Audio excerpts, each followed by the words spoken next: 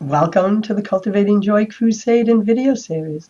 This is your host, Linda Joy, publisher of Aspire magazine, as well as publisher at Inspired Living Publishing.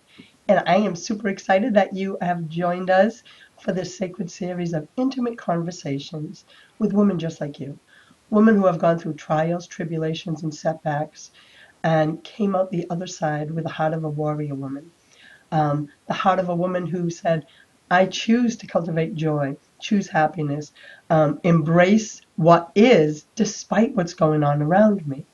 And though you're going to recognize many of my guests, including today's, for the transformational, empowering work that they do out in the world to support women in living their best lives, that's not what it's about today. Today, it's not about any roles or labels that we all use to exist out in the world. Today is some sacred conversation between me and my guest and you. Yes, here, right here with us, sitting around the kitchen table, um, just tuned in to authentic, real conversations.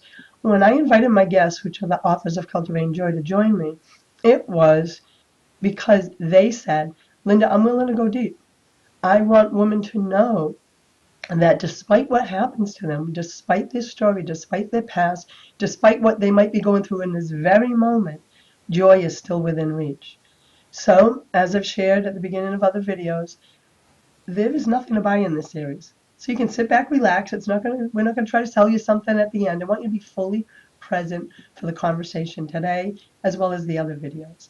And as always, we'll have a sacred offering for you from my special guest. So enjoy. Thank you for being here. And allow me to introduce today's guest. Today's guest is my dear friend, Laura Clark, who I get to spend actual physical time with. I have many Yeah. virtual friends, but Laura and I actually get to spend physical time together, which is delicious. So, Laura is known as the Soul Wise Living Mentor. She works with overwhelmed professionals who want to shift their negative thought patterns and get off the emotional roller coaster for good. Don't we all want that? She has a unique blend of spiritual tools to awaken clients' intuition and help them hear their own inner wisdom. And so they can hear it more consistently. This is the part that I think is so important. Not only hear it more consistently, but understand what they're hearing with more clarity. And of course, what do I always say? Take inspired action. So to act upon it more courageously. And they say sometimes the things we go through in our life prepares us for the role we're meant to play out in the world. Laura's story is exactly that. So welcome, Laura. Oh, I'm gonna cry already. Oh, I always have my tissues I, ready. I knew I knew they would come. I didn't think they would come this fast. But yes, thank you for having me. I am blessed to be with you and so grateful to be in this book and the video series with all these other amazing women that you've gathered together to help celebrate cultivating joy. Well, you know, Laura, you've been in a lot of projects with me, so you understand me at a, we've been playing, working, and have been friends for over 3 years. And so you know my heart more than I think a Mm. lot of women. And when I envisioned not just the book, but this project, this video series, it was, I'm tired of women. We always hide behind masks. Mm. And I think it's just part of how we were brought up, and everybody's story is different. Sure. But in everything that I do, all my brands are about helping women step past the masks. And so, not just in the Cultivating Joy book, which your story is under the vows, which we're going to be talking about in a moment. Um, it's really about going deeper into the story behind the story Hmm. and Yeah. the healing that can take place even in the midst of the darkest days. So Sure. I want you to take me back. I was there through your experience and bring us back to the moment where it was one of your most painful moments, but it also became a gift in a way. Hmm. A gift not just to yourself, too, to so many more. Yeah. So, the darkest days are 20 years behind me, and that was when I was in a deep depression and I was following all the rules of life, you know. being the good girl and going to college and getting the degree and working and sharing all of me with a nonprofit that I was working for. And in doing so, I had covered up absolutely every part of me that I was, and landed in a deep depression and started that journey of discovering all over again who I was and unraveling the process. And so I spent 10 years from that point forward doing the things that a lot of women do, which is, go get body work, start taking care of themselves, really kind of embracing who I am, but still doing the patterns that I was told to do. And it wasn't until about 10 years ago, I'd started my own business, I was a body worker, but I really realized that I was not honoring my own voice. I was not honoring my own thoughts. I was not honoring my own soul. And that's where my process really began to unfold. This spiritual awakening was 10 years ago, where I started journaling and I started using activation tools and feng shui and energy within me and energy around me to support my soul's voice being heard. And that is when Tarsi came into my life. And that goes into my story a little bit, is how do you stay focused and stay in joy during the darkest hours? And by having a mentor, if you will, you can do that. And Tarsi, my dog, was really my mentor. She me to see all the things.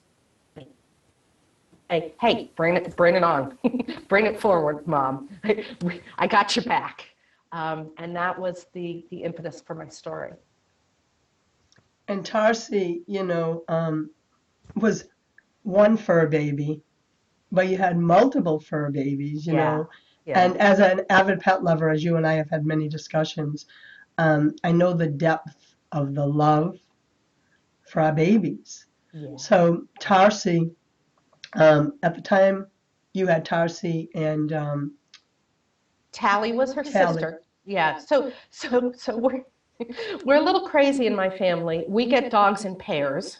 We get litter mates because we go to get our baby, has chosen us, but you always go to the litter and you say, how can you take just one? How can you take one away from the family? So we get multiples. And so we have had 4 sets of twins in our life. And so Tally and Tarsi chose us 10 years ago. And Tarsi, actually, I went to get Tally. Tally was the one who chose me. And Tarsi was no bigger than a Coke can because she had been tube fed. And I have a picture of me holding all of the girls in the litter. So there were 5 of them. And they're big labs. And then Tarsi's to the side of me, just looking up. And she's off to the side. And I saw that picture. I had chosen Tally. We had left because they weren't ready to come home. And I saw that picture and I looked at Michael and I went, I can't leave her behind. She's choosing me. She's saying, hey, I'm yours. Take me with you.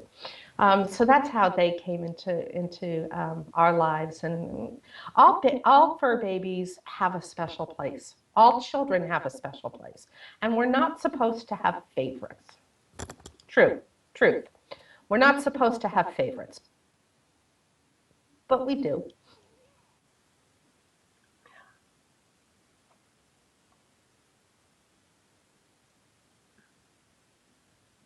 I'm not blessed with physical children, human children. So a lot of people say, well, they're just dogs. They're just dogs, especially women who may not be attached to fur babies, and especially women who have children. So for me, they are my babies. They are my children. They have that space in my physical being and in my soul being. And that's what brings such joy to me. Tarsi and Tally came into my life when my other dog had just passed. My dog passed the same day that Tally and Tarsi were born. Yeah. And I am absolutely of the belief that Binker made way for Tally and Tarsi to come into my life. You fast forward 10 years, Tarsi passed, Sadie came into my life, and I really believe that Tarsi was like, I'm leaving, and it's okay, Mom, because I'm going to send down 2 cherubs to bring you joy. So that's how special fur babies are to me, and how special Tarsi was to me. And I think as everyone reads your story too, you could feel the love. So take us back, because in your darkest days, Mm. which was losing Tarsi, Mm. you found some gifts. You I found found, joy, but more than that, you and Tarsi inspired this whole circle of joy, even in those sad moments. And that is, I was able to witness that mm, firsthand mm. at that time period, and it was unbelievable. It was unbelievable. So let's talk about that to put everything into context. Sure, sure. So for those that may not have read the story yet, the context is my man was on Interstate 95 going home. It was dark, and a deer came out on the road, and he had a rollover accident. There were 2 other dogs. The 3 dogs were in the car. One was playing tag on 95 with other cars, and an angel came in and scooped her up and put her in his car. Another angel stopped, and Michael was upside down in his car, holding on to Delilah, baby number 2.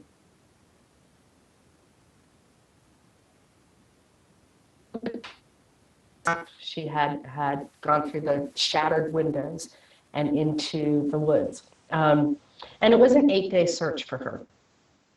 And anybody that knows anything about animals is that they get scared and they don't come out to your voices. They run, but they also try to come back to the scene in order to find mom and dad or their family.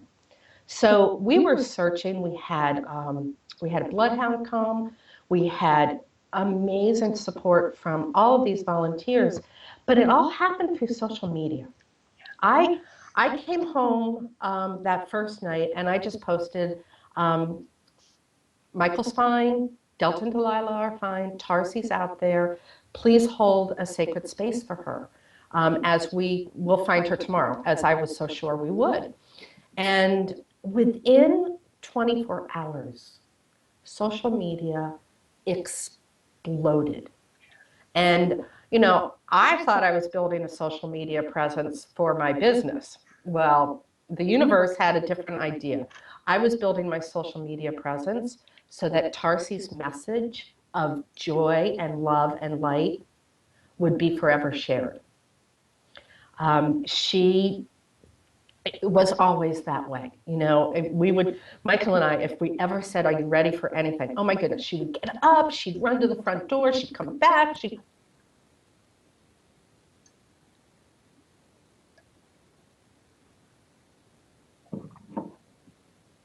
always was. She was always ready for anything, with the little wiggle bottom that she had and this expression of joy in her eyes.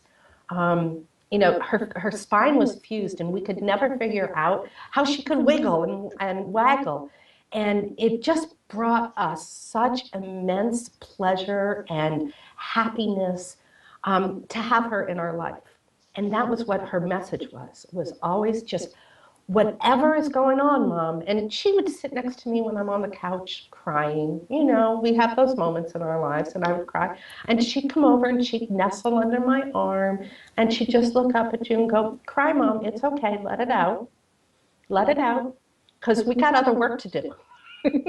Exactly. And yeah, so she was always like that. And the social media presence just exploded. And all of a sudden, there were people in my life who I would never ever have met otherwise, amazing angels, too many to mention, who are now good friends of mine. So Tarsi brought friendship to people. She brought connection for people to their own fur babies because, at night I'd get home, I'd say, please, snuggle up with your babies. She just was allowing people to focus on what was most important in their lives, which is joy. The beautiful part for me watching it unfold on social media is, you know, you live in a small state. You live in Rhode Island, right next door to me. Yeah. And what I saw, what I witnessed were like the number of people, complete strangers, Mm-hmm. volunteers over those 8 days who Mm-hmm. came out in droves, not only sharing on social media, but to actually search. And and then, there was one gentleman, John, I remember from the John. story, who, stepped up and said, I want to, assist you in any way I can. And like you and I know, I call that earth angels. Yeah. When someone like that happens. Now, the beautiful part that touched me in your story, because there was this one section when you said, as the days went on, Mm. you noticed the posts on Facebook were changing, energetically changing to, oh no, oh my, and you saw it energetically happening and said, no, we're not going there. I, We are not going there. And and I saw you go through that shift. So tell us, because a lot of people will go, but would be so easy to go there, Laura. Why didn't you? So um, bring us to that moment when you could feel the energy changing to, oh my, this isn't good. It's sure. been 5 days or 6 or 7, and how you know, looked at it in a different way. Yeah. So I can remember it clearly, um, like it was yesterday, yet it was a year ago. There was one night we came home from the search. It was a gray October day. The winds were blowing and the rains came, and we were having a fall storm. And both Michael and I looked at each other, and we didn't say anything, but we knew we didn't want our baby to be out in that storm. And I went to her altar. I had created an altar, and I looked there, and we had a perpetual battery operated candle there, but I lit the candles that I had there that were meant to be when we were home, and I lit the candles, and I just said, what do I need to know right now? And the tears flooded, and I looked at Michael and I went, this is bullshit. And I went outside and I stood in the pouring rain with the winds blowing and the howling and the noise, and I just yelled, why me? This is not fair. She doesn't deserve this. I don't deserve this. Why me? And the thunder rolled right when I said that. And I said, okay, I know. And I let the rain fall and the emotions pass. And I went inside and I said, it's us because we can handle it. It's us, Michael, because I've done all of the work. I've done the work. And I can handle this, and you can handle this, and Tarsi can handle this. We are safe, we are strong, we are supported, we are sacred, and we are spirit. And it's a mantra that I've used over and over again to get myself back into center.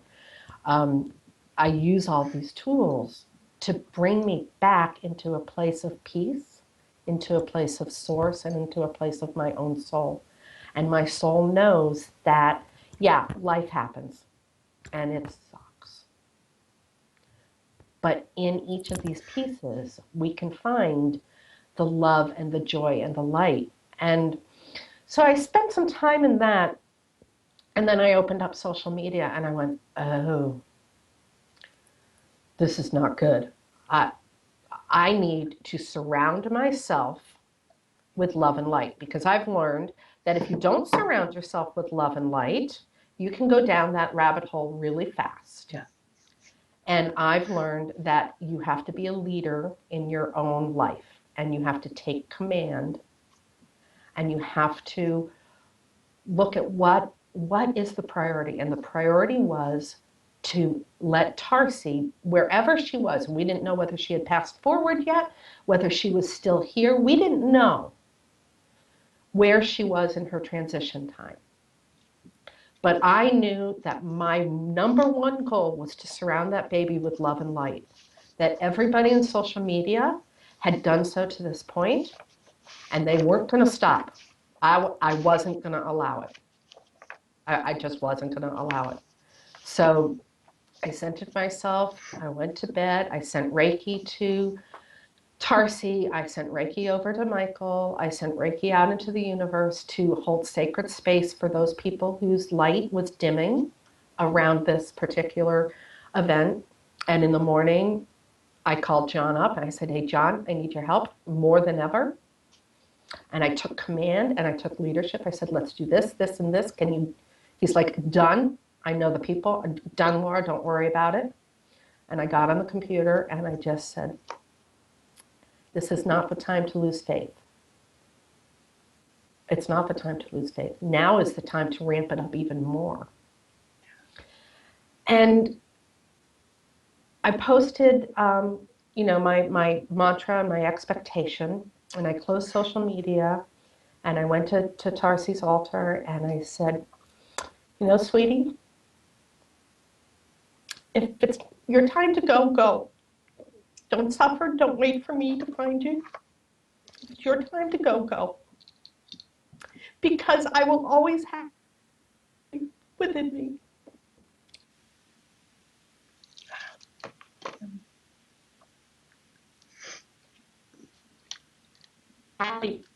All dogs before them, and all the dogs come forward, because you hold that. It's not